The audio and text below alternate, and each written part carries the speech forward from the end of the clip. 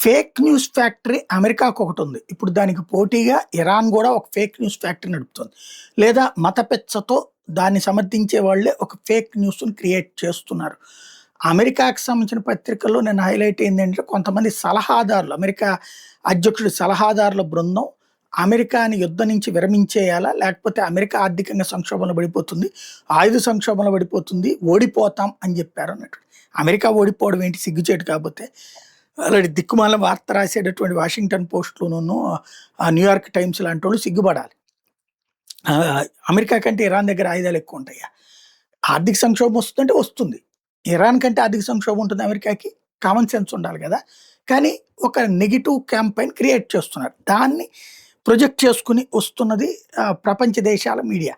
తద్వారా అమెరికా అయిపోయింది, ఇరాన్ గెలిచేసింది అన్నటువంటి తరహా ఒక మైండ్ గేమ్ నడుపుతున్నారు. ఇరాన్ ఏమో చివరికి ఏం చేయాలో అర్థం కాక పక్కనున్న దేశాల మీదనికి అవాయిసోవాయిలు వేసినట్టు కాసిన బాంబులు వేస్తుంది, ఆ పైన పడుకుంటుంది.